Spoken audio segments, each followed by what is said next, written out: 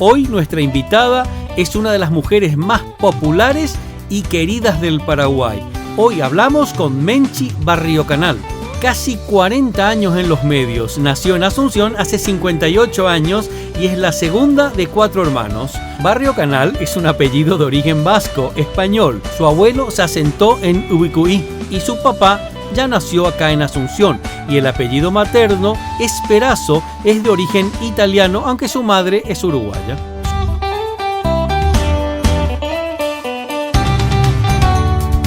Su casa de Asunción era una casa bastante humilde hasta los 9 años. Su padre trabajaba en el interior ya que tenía una fábrica de palmitos en Alto Paraná y su mamá es ingeniera civil y concertista de guitarra. Actualmente está casada con el conductor de televisión y radio, Óscar Acosta, y tiene 3 hijas. Empieza en la televisión porque la convoca Adela Edner, ya que Menchi fue novia de su hijo a los 14 años y la convocan para hacer un programa de deportes. Luego el 13 la convoca para hacer noticieros en 1983, en la época de la dictadura.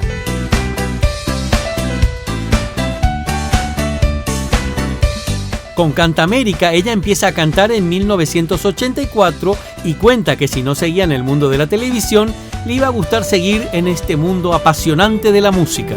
Hizo muchísimos programas de televisión, como su deporte favorito, El Ojo, Siempre Menchi, Bailando por un Sueño, Menchi el Show y el noticiero de Canal 13, y actualmente en Telefuturo. Una de las partes muy importantes en su vida y en su carrera es su participación en Teletón, que cada año cuenta con su presencia. Actualmente está en los planes hacer un programa de debates. Hoy con nosotros la señora Menchi Barriocanal.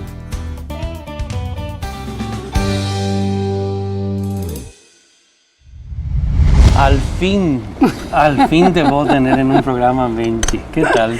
Tardó un poquito, ¿verdad? No, pero yo feliz de poder estar contigo, en serio. Lo bueno se hace esperar. Y más con este lugar, con esta vista. ¡Ah! Hermosísimo, bello este lugar. Vos sabés que yo me di cuenta que soy un gran cara dura. ¿Por qué?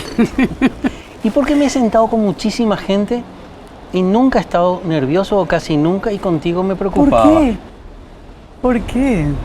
Tenés tantos años de carrera y estar ahí arriba, te lo digo de corazón, de verdad me preocupaba. Digo, ¿cómo hablo con ella? Pero viste que llegué y nos pusimos a hablar como si nos conociéramos de toda la vida. Y en realidad yo tengo el sentimiento de que te conozco de toda la vida, a lo mejor a través de tus hermanos, claro que te ¿verdad? Qué sé yo, o por haber estado en un medio afín, ¿verdad? Un medio muy querido para mí también, como es Ñandutí.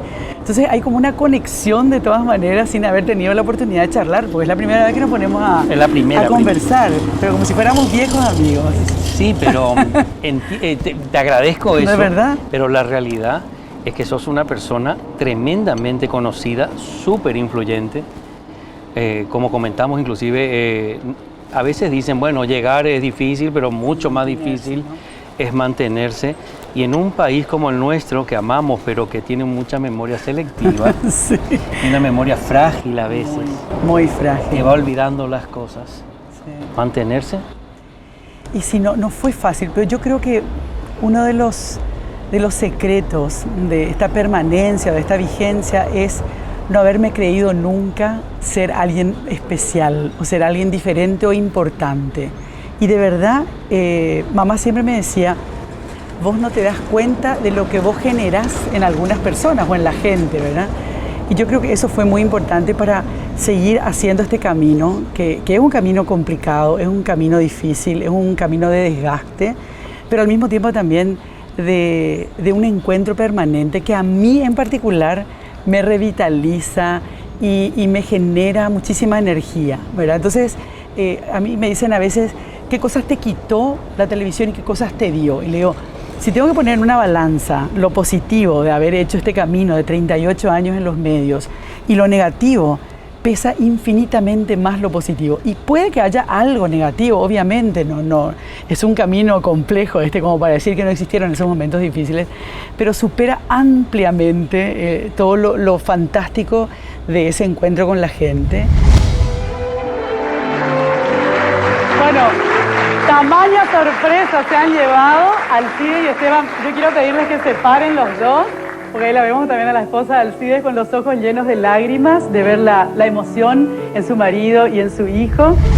Quiero agradecerte a vos. Yo me voy alejando de este encuentro familiar. Yo quiero que ustedes sigan aquí conversando, que hagan de cuentas que ya las cámaras no existen, que están solitos.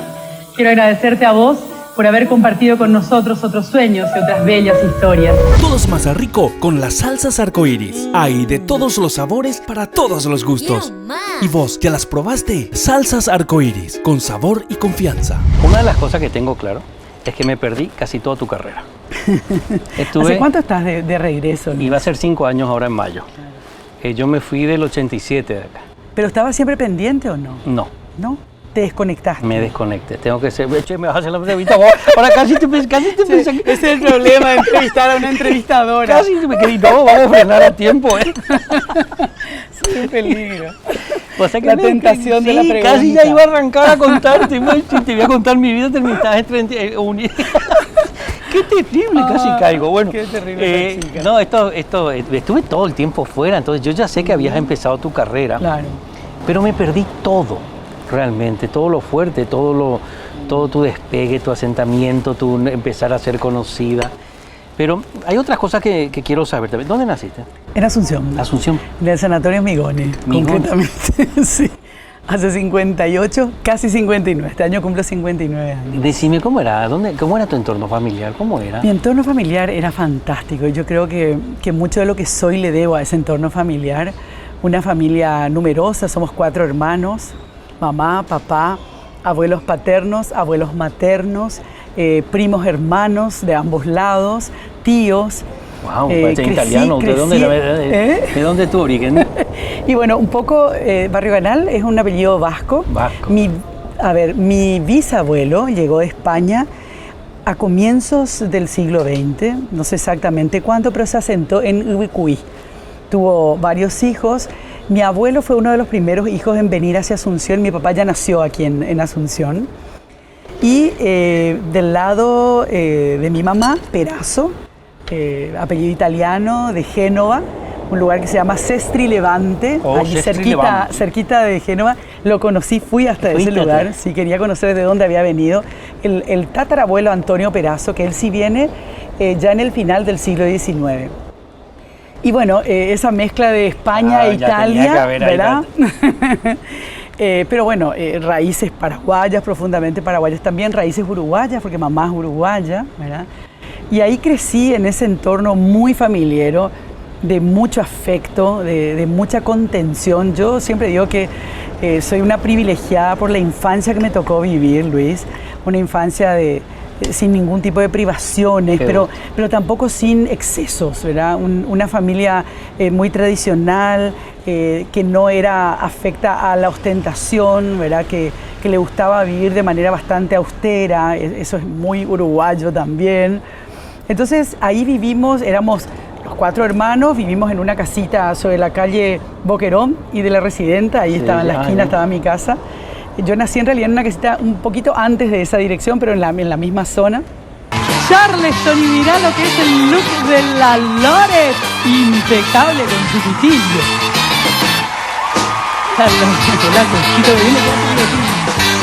Muy elegante el bigotito. ¿Cómo están, chicos? Mirá cómo están vestidos, unos vestuarios maravillosos. Y ya estamos, cuando justo me diga, pido música, maestro, vamos. Hay muchas cosas ideales para compartir. ¿Sabes cuál es una de ellas? Un helado Amandau, sí, con todo eso que a vos te gusta. Así que ponele onda a tu día y pasá por cualquiera de nuestras más de 200 sucursales. Amandau, cuando quieras, donde quieras. Pero 4 hermanos, ¿cómo eran? 3 mujeres y un varón. Wow. Yo soy la segunda. Y nos llevamos todos así, nada, Luis. Mi hermana mayor me lleva 1 año y 6 meses, yo con mi hermana, la tercera, me llevo 1 año y 3 meses y ella con mi hermano la misma cosa. Así que mamá se recibió de ingeniera civil y entre tanto paría niños, ¿verdad? Ingeniera civil, sí. Una mamá profesional, un papá que trabajaba en el monte, mi papá era industrial. Y tenía una fábrica de palmitos en el Alto Paraná. Oh, qué rico. Muy rico. He comido palmito toda mi infancia y toda mi vida. Y entonces papá estaba un poco ausente porque papá iba al monte y se quedaba, iba una vez al mes. ¿Y te ibas ahí? No, nunca fuimos. Nunca fuimos. Eran épocas difíciles para llegar hasta ahí. Vos fíjate que mi No, familia el camino. tenía un escarabajo. Ese era el autito Y que ahí ellos habían tenía- comprado cuando se casan en el 58. Y creo que compraron el escarabajo ahí un tiempito después, y con ese auto mi papá iba hasta el Alto Paraná. Acordate que era una ruta que no estaba asfaltada todavía, no sé hasta qué kilómetro había asfalto, después ya nada. Y además, otra vez, ni siquiera era llegar hasta el lugar de la fábrica. ¿Qué Tenía que, sacrifica? por el río Paraná, remontar el río en una balsa, y ahí llegaba hasta Puerto Marangatú, donde estaba la fábrica. Así que era toda una odisea llegar hasta ¿Y ese cómo lugar. llegó hasta ahí? Perdón, ¿cómo? La verdad que Qué es chusma una, soy. es una historia que tiene... ya mi abuelo andaba dando vueltas por vale, ahí, está, me intriga ahora. y empezó a surgir el negocio del palmito, y entonces deciden poner una fábrica en ese sitio porque obviamente el palmito es una planta que crece en medio de la selva. Entonces era el único lugar donde tenías la materia prima asegurada, ¿verdad?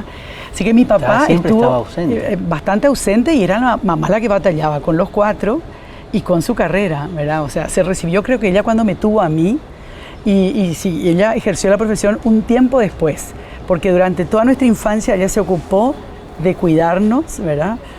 Y después recién cuando ya estábamos adolescentes, mi mamá empezó a trabajar primero en obras. Ella estaba en obras y ahí aprendió alguna que otra palabra en guaraní para poder manejarse con los obreros, y después incluso incursionó en empresas importantes donde, que estaban relacionadas a la construcción de la represa de Itaipú, así que mamá que haber muy sido una relacionada inmunica con de la esa. semana Sí, pasada, te ¿eh? juro que sí. Mamá tiene hoy 83 años y está espléndida, la verdad, su cabeza impecable y todavía sigue con mucha energía. Gracias a la vida que me ha dado tanto, me ha dado el sonido y el abecedario, con él las palabras que pienso y declaro, madre, amigo, hermano y luz alumbrando.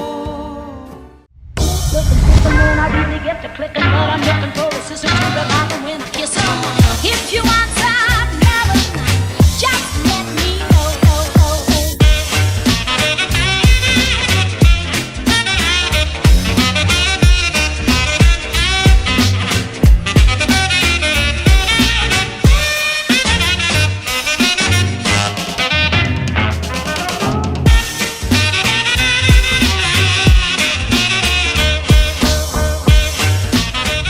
Volviendo a mi infancia, una educación en valores. Yo creo que lo fundamental ha sido eso, donde la honestidad era muy importante para mis padres. La honestidad, el ser personas sencillas, el ser personas solidarias, el mirar lo que está pasando a nuestro alrededor. Ese tipo de valores nos inculcaron desde muy chicos, mamá y papá, y también esa otra familia un poquito más agrandada, ¿verdad? Pero sobre todo yo rescato de mi infancia el estar con mis hermanos, el inventar juegos. Era un momento, acordate que la televisión recién llegó allá por el 67, creo, si mal no recuerdo, por ahí, y me contaron. Y entonces en mi casa no hubo tele hasta que yo tenía, no sé, 6 años, ponerle 6, 7 años, y además, bueno, la programación de la televisión no era lo que es hoy, ¿verdad? Entonces obviamente era un elemento más, no era el elemento central en la casa. No, uno ¿verdad? tenía que divertirse de otra Uno manera. tenía que buscar Se inventaba de divertirse todo. inventando juegos, inventábamos, hasta el día de hoy nos acordamos de los juegos que jugábamos. Entonces fue una infancia así de mucho compinche con mis hermanos, y mucho respeto a mamá y a papá. Mira, mamá y papá, había como mucha disciplina también en la casa. Yo recuerdo que a la siesta, papá dormía a la siesta cuando estaba acá, me y hiciste no podía acordar. volar una mosca. Nada, de verdad, qué terrible no, era. nada. Y entonces, y éramos los 4, pero así, mudos a la hora de la siesta, igual que alguien hiciera algún tipo de bochinche, porque mamá rápidamente salía a ponernos en el lugar que correspondía sin ningún tipo de ¿Vos crees que de eso grito. seguirá pasando, Menchi? No. ¿Verdad que se son acabó. cosas que se acabaron? Se acabó. se Era acabó. terrible. Vos sabés que ayer me hiciste acordar. Ayer estaba viendo una serie de unos hermanos, una serie americana, y me hizo acordar justamente que me extrañó que el tipo de juegos que hacía, y me acordé de todos los juegos que yo hacía con mis Sí, hermanos ¿verdad? y mis hermanas. que ahora no se hacen, no existen no. ya eso, hacen otras cosas. Y me trajo a la cabeza tantos recuerdos. Sí, realmente yo creo que esas son las cosas buenas que de pronto se fueron perdiendo, que era esa cosa más artesanal para todo, ¿verdad?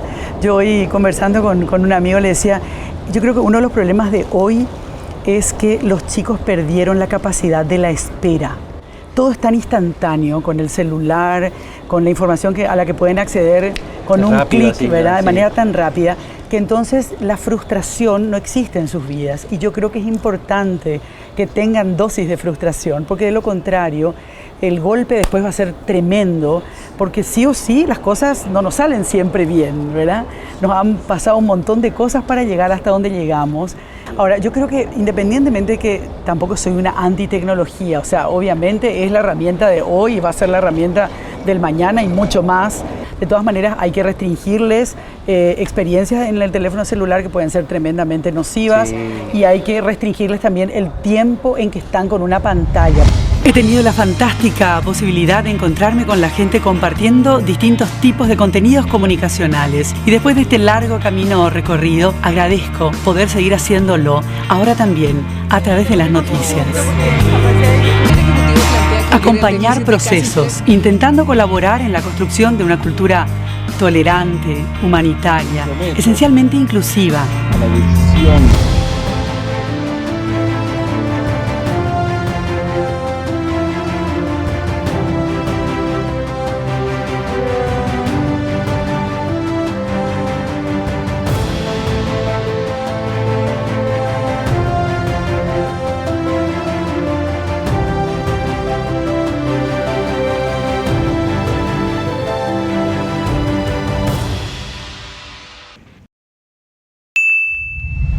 ¿Te metes en la educación de tus nietos? ¿Cuántos nietos tenés? Tengo, mira, siempre hago la diferenciación porque acá soy abuela y en otros lugares ya soy una abuelastra. Entonces creo que es importante hacer sí. La diferenciación porque a mí no me gustaría que alguien diga que es abuela de mis nietos cuando en realidad hay una abuela presente, ¿verdad? Entonces yo soy abuela de los 3 hijos de Ale, que son Franco, Olivia y Ana, y soy abuelastra de los hijos de Alan y de los hijos de Oscarcito, obviamente. Y los veo menos de lo que me gustaría verlos, porque bueno, un poco las actividades de cada uno no nos permiten ese encuentro todos los días o 2 o 3 veces a la semana, pero cuando los veo también es una fiesta el poder estar rodeados de tantos niños. Fíjate que si juntamos todos, estamos hablando ya de 3 varones del lado Acosta, 1 que están viniendo en cualquier momento, Álvaro, el 4º varón, y de este lado 3, que son 7 nietos en total. Qué lío bueno. Eso. O sea que eso que estás contando lo vivimos nosotros. Siempre han tenido nuestras madres, sí. Gloria, mamá y Ana, tienen que estar teniendo cuidado para decir esto o lo otro. Sí, es importante. ¿Sí? ¿Verdad? Yo creo que es importante, porque el lugar de la abuela es muy particular. Sí. Yo creo que yo soy muy celosa de eso, ¿verdad? Y vos me decías... paso tiempo con mis nietos y los malcrio a mis nietos, pero con un límite, porque también entiendo que es importante no echar a perder lo que con tanto esfuerzo hacen mi hija y mi yerno. ¿Se parece alguna voz? Perdón que te corté. ¿De mis nietos? No, o de mis tus hijas. Yo creo que las 3 son parecidas. Así tienen que... las 3 un aire. Es más, ayer posteé una foto con Wada, que mucha gente me dice...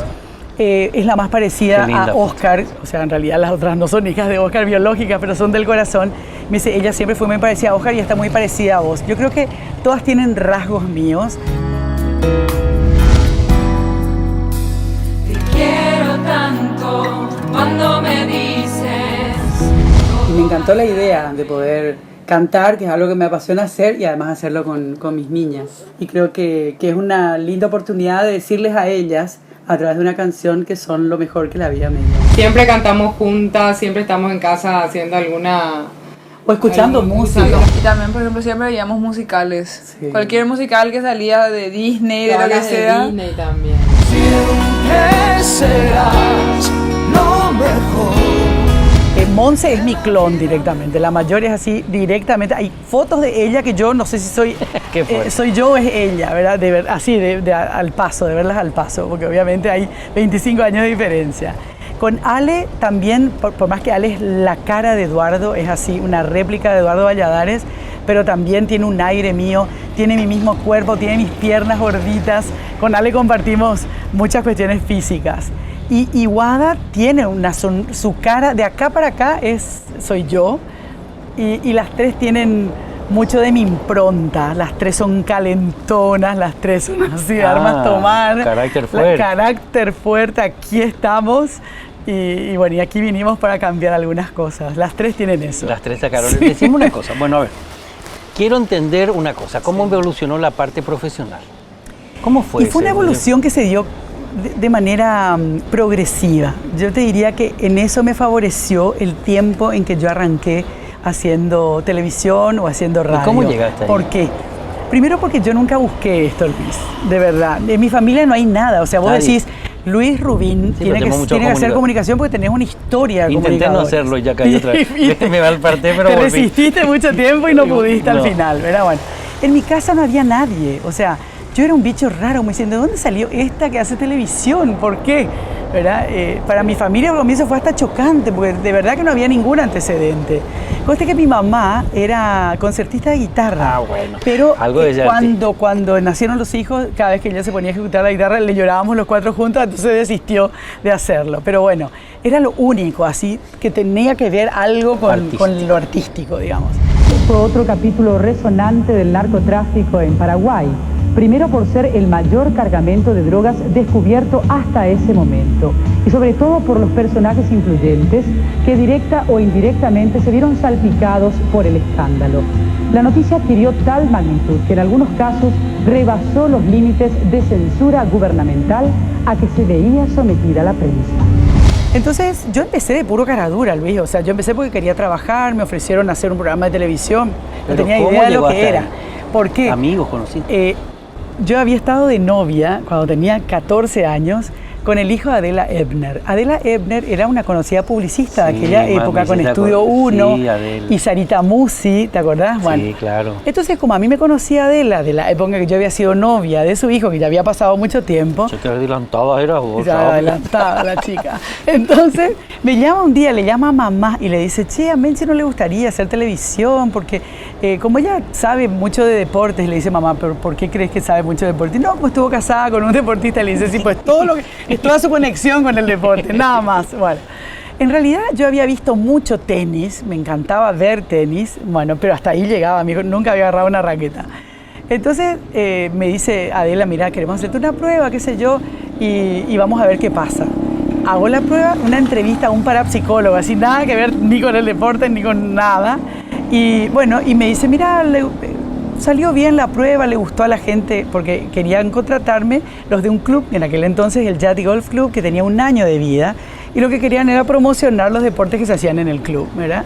Entonces me dice, les gustaste mucho, qué sé yo, quieren contratarte. Perfecto, allá fui, era un buen salario para aquella época, igual eran, ¿sabes cuánto? 65.000 guaraníes. Mi salario en el año 82, septiembre del 82, yo arranco con ese programa. Fuimos hasta fin de año. Tenías una voz muy especial. Tenía una voz especial. Claro, diferente. Era como llamaba la atención. Claro. No había mucho tampoco, Luis. Convengamos que eran 2 canales. Estábamos en plena dictadura. No, da igual, pero tu tono de voz diferente. Sí. Ponele que eso haya... Hombre. Ya me sale el español, hombre. Que eso haya influenciado en algo para que, bueno, me dijeran, ok, ¿verdad? Empecé a hacer el programa, fui aprendiendo por el camino. Julio González Cabello era el co-conductor, o sea, los dos conducíamos el programa. Terminó el año y la verdad que yo me sentía como un poquito cansada de entrevistar siempre a la misma gente, haciendo la misma cosa. Y entonces me fui y le dije, miren, yo hasta acá llego, no tengo interés en continuar. Y ahí el 13 me dice, bueno, pero nosotros queremos que te quedes y queremos que hagas noticieros. Y le digo, pero ¿cómo? Yo no tengo idea. Yo estudiaba psicología en la universidad. Hola, muy buenas tardes, bienvenidos al Meridiano Informativo y por supuesto que vamos a llevarle la información que usted está precisando saber y vamos a ir hasta el Palacio de López en esto que es el tercer día del paro sanitario. Hay informaciones desde todos los ámbitos. Seguramente usted recordará que en plena epidemia de dengue se hacía un llamado, realmente alarmante era el llamado, porque había escasez de donantes de sangre y los bancos de sangre se estaban quedando sin stock. Tenían stock crítico, recuerdo que ese fue el término que habían utilizado. Bueno, de nuevo hay un llamado a los donantes a que vayan a los bancos de sangre porque estamos llegando a situaciones similares a las que se dieron en ese momento cúlmine de la epidemia de dengue. Bueno, y me quedé así de cara dura, como había comenzado, continué. Y al año siguiente empecé a hacer noticieros, ¿verdad? Y ahí empezó. en el 83 y todo ese tiempo duro de la dictadura yo hacía un noticiero muy rígido, muy chupamedia. Y fue difícil. ¿Te dabas cuenta ya? ¿Te sí, metías en eso? Sí, porque paralelamente a mi incursión en la televisión yo empiezo a cantar con Canta América. Yo arranco con Canta América en el 84 ya, ¿verdad? Entonces, con Canta América yo participaba de los festivales en contra de la dictadura.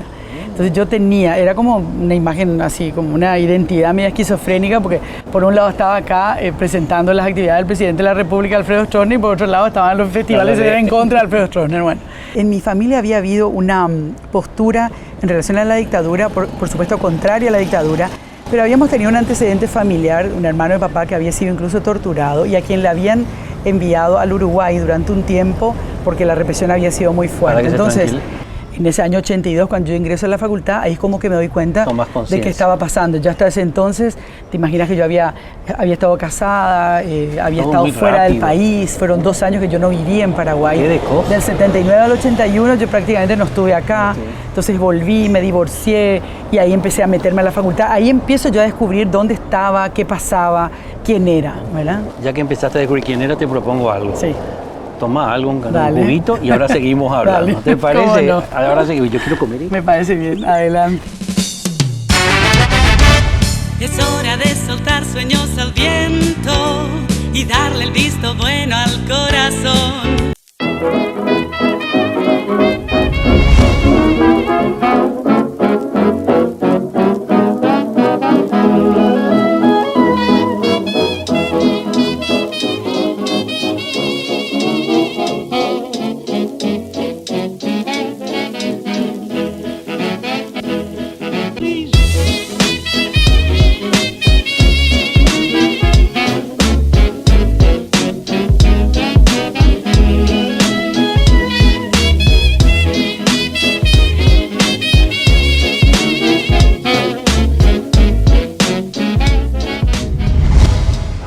Qué sitio más raro elegí para vos, ¿verdad o no? Me encanta, este lugar es fantástico. A mí me fascina este lugar y creo que no se conoce lo suficiente. Tanta historia hay acá y no se conoce tanto, ¿verdad? No, ¿vos crees que se te conoce del todo ya? Yo creo que sí, ¿eh? A esta altura sí. Hay pocos perfiles de Benji que se desconocen, creo que ninguno. ¿Ninguno? No, ninguno. Yo siempre fui así como muy transparente, muy de contar lo que me pasa. Es más, Oscar en la radio siempre me dice, deja de contar tus experiencias. Y le digo, pero no es por una cuestión de que yo quiero ser protagonista, sino que me parece que es, cuando vos contás una experiencia que te parece que puede ser la misma que vive un montón de otra gente, eso le ayuda a la gente también a darle importancia a su propia historia, ¿verdad? No pasa por otro lado. Pero vos crees que hubiera cambiado, ¿cómo hubiera sido tu vida? Si no me dedicaba a esto. Sí, ¿vos qué crees que hubiera pasado? Mira, no es imposible. Yo te cuento, cuando yo termino el colegio, o sea, en realidad en el último año, en el 6º año, antes de conocer a quien fue mi primer marido, yo venía con la idea de estudiar ingeniería y seguir los pasos de mi mamá. Ahora te será muy fácil cocinar todo tipo de carnes con los saborizadores de carne con bolsa para el horno de Arcoiris. Arcoiris, con sabor y confianza. Podías haber barajado ser ingeniera. Sí, y por ahí, no sé, eso era en aquel momento. Si no hubiera estado en la televisión, me hubiera gustado ser un artista, no sé, ejecutar algún instrumento. ¿Seguir con el canto a lo mejor? Cantar también, pero más profesionalmente. Viste que lo mío fue así como una incursión medio casera. No, lo mío no fue nunca profesional. ¿A nivel profesional nunca? No. O sea, a ver, canté en escenarios importantes.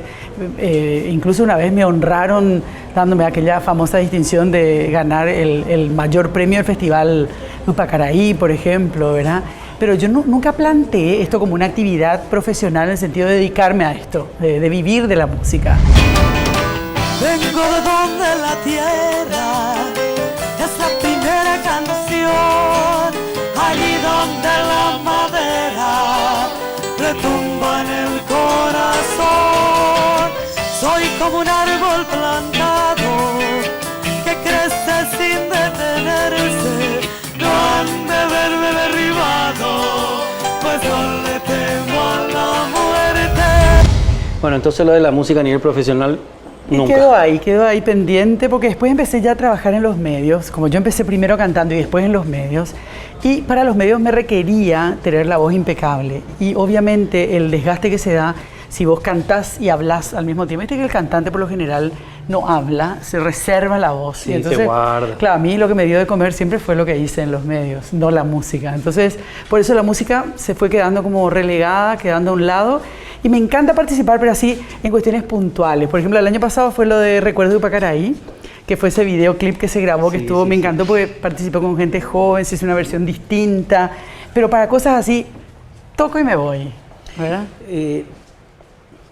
¿Dónde está? ¿Para dónde estamos? Toco y me voy. No tiene salida, por cierto. Vamos a tener que salir por otro lado. Toco y me voy. Te quería hacer una pregunta. ¿Se fue la carrera hacia donde vos querías que se vaya tu carrera? Yo creo que sí, Luis. ¿En todo momento? No en todo momento. No en todo momento. Y yo siempre sostuve que no siempre uno hace en televisión lo que quiere hacer, sino lo que se puede hacer. Y a veces entonces por ahí lo que hice no era profundamente lo que me generaba así un estado de felicidad total, pero era lo que se podía hacer en ese momento. Entonces, entender eso también me parece que fue importante. Es importante. ¿Verdad? Porque si no, la frustración es muy grande. Vos tenés que hacer que coincida lo que el público quiere con lo que vos tenés como interés y con lo que los auspicios en un determinado momento pueden poner para que eso suceda, ¿verdad? Entonces, no siempre se da.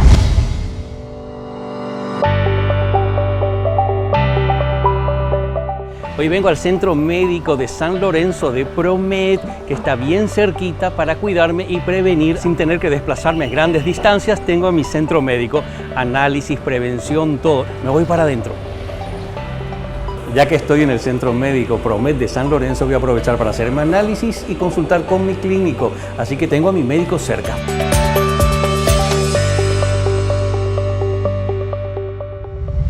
Y la imagen que proyectas, lo que la gente recibe de vos, ¿te gusta? Soy yo tal cual. ¿Así? Sí. ¿No hay dobleces? No, de ninguna clase. ¿Y Por no? eso uno se puede sostener en el tiempo. Porque los dobleces sí o sí en algún momento se notan, ¿verdad? Es imposible hacer siempre un personaje. Si no sos vos tal cual, si no te mostrás al público tal cual sos, en algún momento alguien te pilla. Bueno, en tu caso encima, porque si es que solamente haces, no por desmerecer ni cambiar nada, una cosa es hacer un determinado programa periodístico donde te seguís una línea, y otra cosa es en la donde vos estás incursionando, donde hablas de todo y sos vos. Exacto. No tenés un guión. No tengo un guión, no tengo alguien que me baje línea, es lo que yo elaboro, lo que yo pienso, lo que es mi manera de ver, es mi opinión, es mi verdad, no es la verdad.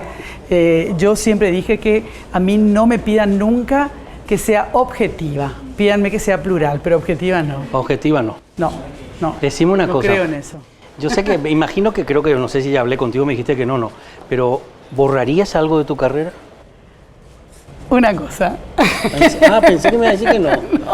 No, pero en el fondo, mira, borraría, pero otra vez me pongo a pensar y digo, eso también fue parte de la carrera. ¿Qué borraría? ¿Verdad? Fue un programa que hicimos en el 13, que seguramente la audiencia se va a acordar, el famoso mono. Dani Da Rosa era el que se vestía de mono y el que hacía monerías. Era un programa que hicimos en el 13, en el año 2000, espera que te voy a decir, 2003. Y fue una cosa espantosa. Además, teníamos que competir contra el clon. ¿Te imaginas? El clon en horario central nos vapuleaban mal, no existíamos directamente. Pero otra vez la gente se acuerda de ese momento y se ríe. Entonces digo, bueno, es parte de la historia. Hay que aceptar toda la historia. Mira Clarita. Clarita es una gatita que vive acá hace ya no sé cuántos años, pero muchos. Y es como un personaje entrañable de la Manzana de la Ribera. Y participa en todo. De pronto lo vas a ver en la biblioteca. O si no, hay un ensayo en la sala Ruiz Díaz de Guzmán y está ella ahí. Es parte de la familia de la Manzana. Divina. En 1998, Menchi Barrio Canal inicia un ciclo que la llenaría de satisfacciones, que marcaría récords de audiencia en la televisión nacional y que poco a poco fuera convirtiéndose en el alma de un canal nuevo que arrancaba con muchísima fuerza, Telefuturo. Dicho éxito no solo la llevó hasta el seno mismo de la familia paraguaya, sino que también sería el preámbulo de un paso histórico en la televisión nacional, ya que en el año 2001 su carisma y profesionalismo la llevan a conducir el programa éxito de la televisión argentina, Gente que busca gente, emitido diariamente por América TV. Menchi. Menchi. Y adelante, Menchi. Menchi es siempre Menchi. Y para mí es siempre Menchi. ¿Cómo impactó Teletón en tu vida? Yo siempre digo que Teletón, nos ayudamos a trabajar. Sí. Yo con la barandilla acá, ¿cómo estamos? Teletón me rescató a mí. ¿En serio? Porque Teletón me dio el sentido profundo de la solidaridad y de la empatía, ese ponerte verdaderamente en el lugar del otro y poder, a través de quienes somos los relatores de estas historias, contarle a la gente las enormes dificultades que tienen tantas familias paraguayas para poder lograr esto que es un derecho humano consagrado en la Constitución Nacional, que es la rehabilitación, ¿verdad? Entonces, pero qué duro el cuando a mí me convocaron la primera vez, yo sabía que yo llegaba para quedarme mucho tiempo, porque es una historia que uno no puede soltar, Luis, porque hay demasiadas esperanzas en las familias en que podamos construir una sociedad diferente, ¿verdad? No es Teletón por esa jornada maratónica de todos los años, que es muy importante, sino por lo que podemos ir construyendo como sociedad de una manera totalmente diferente. La rehabilitación como un derecho y una rehabilitación de calidad que Teletón vino a instalar. Entonces, la manera profesional en que se maneja Teletón es lo que me decidió a poder acompañar esto, porque hay un nuevo concepto de lo que es la rehabilitación y por otro lado la construcción de una sociedad diferente, ¿verdad? Porque no estamos hablando solamente de las barreras físicas, sino sobre todo de las barreras que tenemos acá, las barreras actitudinales, mentales. Teletón me da también la fantástica posibilidad de volver a sentirme una niñita un poquito grande, pero acá metida dentro del pelotero. Te invitamos a sumarte al mayor evento de unidad nacional por los derechos de las personas con discapacidad, que este año será el 2 y 3 de noviembre. Creemos en vos y estamos seguros que vamos a seguir juntos construyendo ese país inclusivo, sin discriminación. ¿Te acordás tu primer Teletón? Sí. ¿Sí? Me acuerdo porque, bueno, de esta nueva etapa, ¿verdad? De esta segunda etapa, me acuerdo porque fue tremendo. Era empezar de cero después de, lamentablemente, venir de una historia que era muy complicada porque había mucho descrédito, ¿verdad? Sí, porque en los últimos años hubo un manoseo. Esa parte me perdí yo. Esa parte te perdiste y hubo una cuestión que no fue clara, no fue transparente. Entonces era recuperar la credibilidad de la gente y proyectarnos al futuro, ¿verdad? Entonces la primera vez creo que lo que teníamos que encontrar, así como 4.000 millones, parecía inalcanzable. ¿Y no te lo pensaste? ¿Qué cosa? En entrar en Teletón. Mira, dudé cuando Andrés Silva vino y me hizo el planteamiento y me dijo, mira, men, estamos retomando de cero, se pagaron las cuentas que existían porque había unos monazos ahí que se habían dejado. Esto está en foja cero, vamos a empezar de vuelta porque creemos que con esta nueva administración vamos a hacer algo diferente.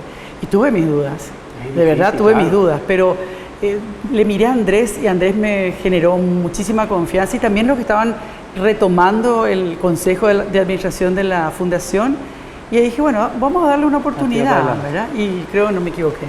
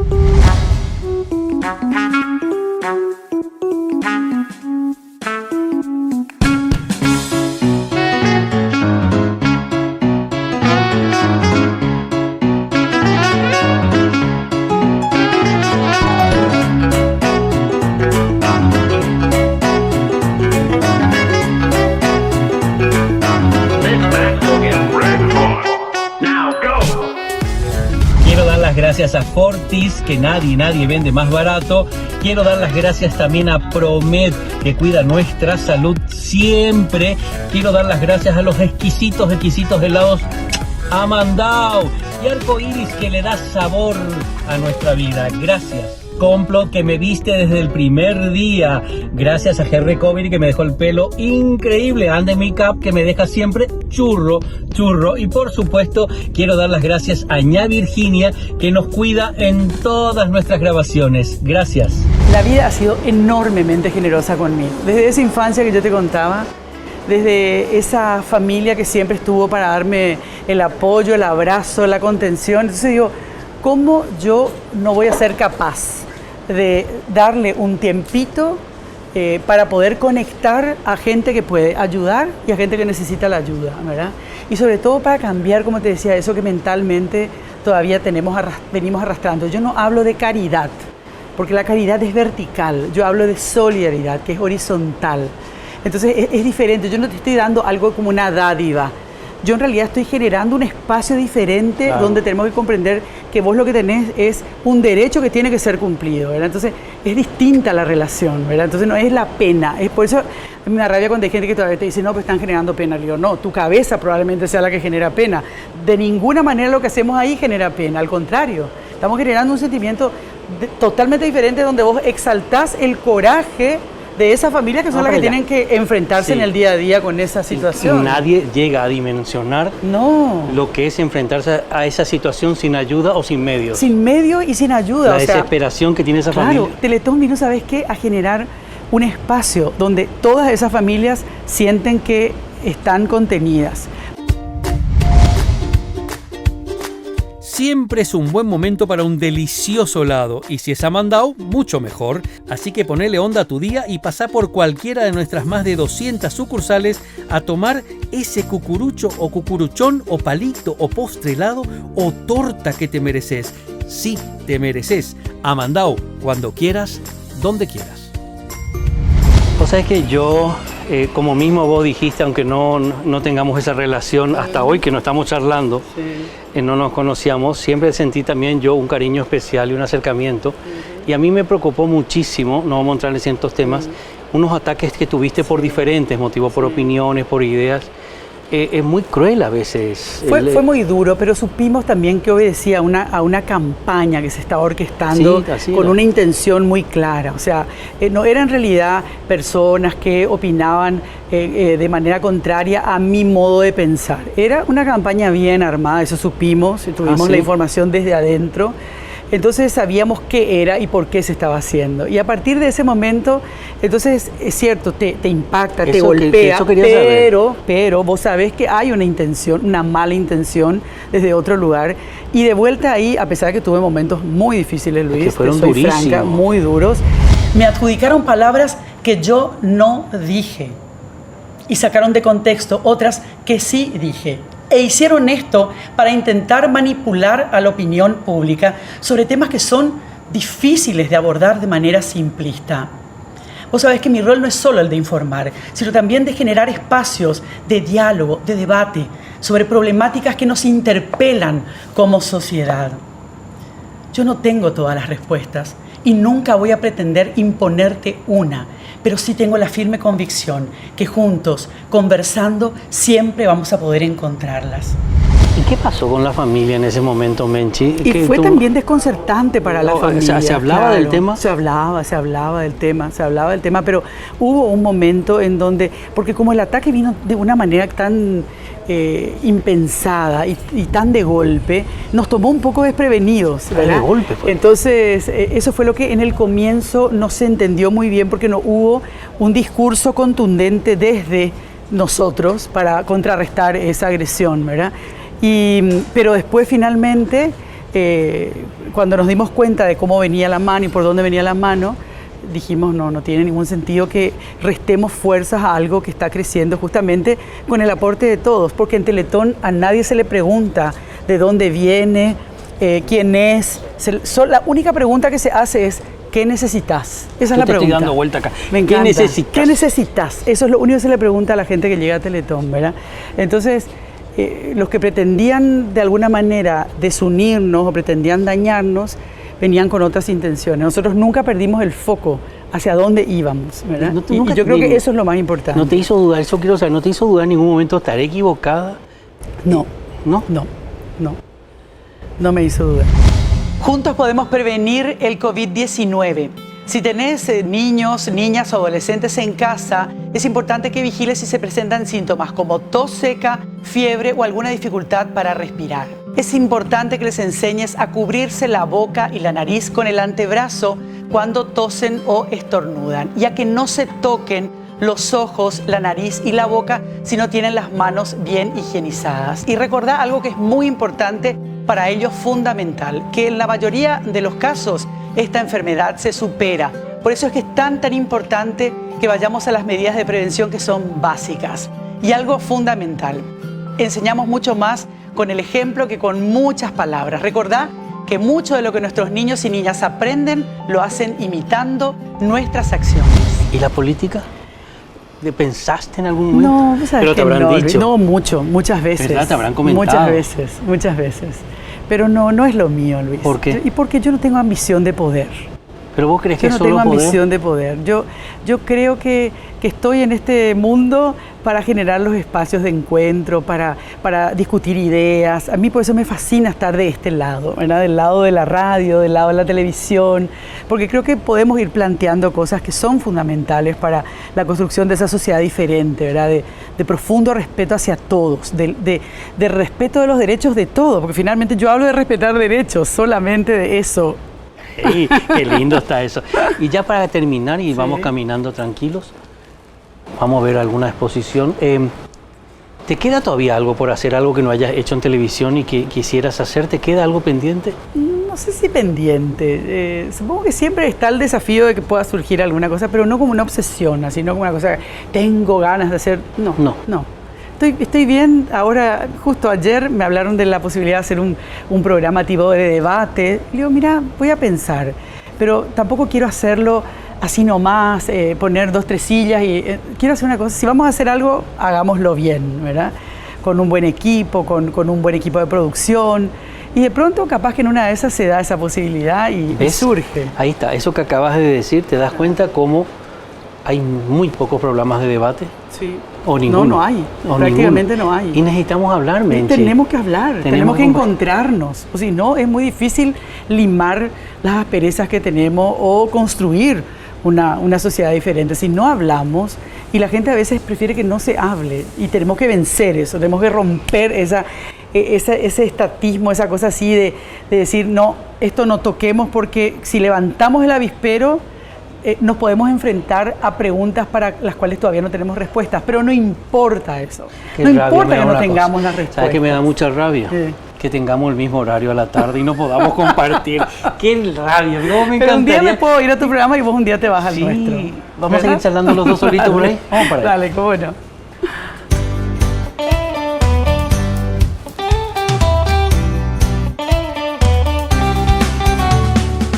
Hoy pudimos charlar y conocer un poquito más a Menchi Barrio Canal, toda una señora de la comunicación con un tremendo carisma, con las ideas muy claras y sabiendo muy bien dónde pisa. Gracias, Menchi Barrio Canal, por dedicarnos este tiempo y compartir con nosotros un poquito o mucho de tu apasionante vida en lo personal y dedicada a la comunicación.